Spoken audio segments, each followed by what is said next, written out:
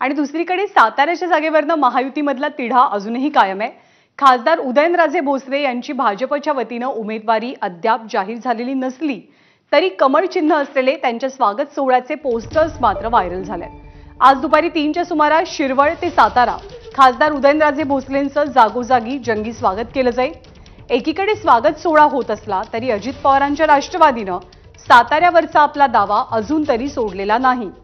सातारा लोकसभा राष्ट्रवादीच लढेल, भाजपचे वरिष्ठ नेते उदयनराजेंची समजूत काढतील अशी प्रतिक्रिया अजित पवारांनी कालच बोलताना दिली आहे। त्यामुळे साताऱ्याच्या जागेवरनं महायुतीमध्ये संघर्षाची शक्यता निर्माण होऊ शकते।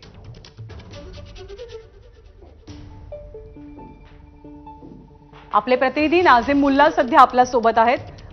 नाझिम, काय पोस्टर्स आहेत? म्हणजे एकतर खूप इंटरेस्टिंग गोष्ट आहे, ही जागा कुणाला जाणार याबद्दलची शाश्वती नसताना उदयनराजेंच्या स्वागताची तयारी कशी पाहायला मिळते?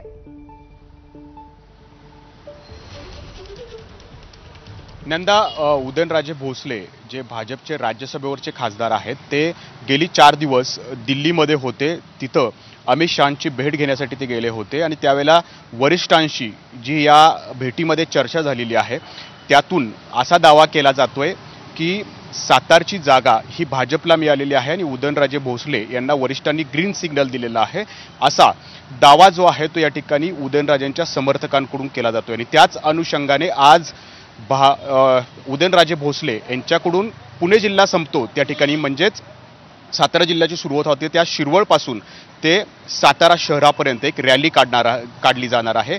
उदयनराजे भोसले या निमित्तानं शक्ती प्रदर्शन जे आहे ते करू पाहत आहेत आणि कमळाच्या चिन्हाचे जे फ्लेक्स आहेत ते याच अनुषंगाने इथं सातारा शहरामध्ये जे आहेत ते झळकलेले आहेत। पुढचे भावी खासदार म्हणून त्यांचा उल्लेख जो आहे तो या ठिकाणी उदयनराजे भोसलेंचा केला जातो आहे। परंतु दुसरीकडे त्यांचाच मित्रपक्ष असणाऱ्या अजित पवारांच्या राष्ट्रवादी काँग्रेसनं मात्र आपला दावा या सातारा लोकसभेवरचा कायम ठेवलेला आहे। अजित पवारांनी स्पष्ट यामध्ये सांगितलेलं आहे की राष्ट्रवादी काँग्रेसच सातारा लोकसभेची जागा लढणार आहे। भाजपचे वरिष्ठ नेते जे असतील ते उदयनराजेंची समजूत काढतील असा दावा अजित पवारांनी या ठिकाणी मंगळवारच्या पत्रकार परिषदेमध्ये केलेला आहे। खरं तर उदयनराजे भोसले हे जेव्हा राष्ट्रवादी काँग्रेसमध्ये होते तेव्हा उदयनराजे आणि अजित पवार यांच्यातला संघर्ष सर्वांनी पाहिलेला आहे। त्यांच्यातला विस्तव कधीच या ठिकाणी मिटला नव्हता।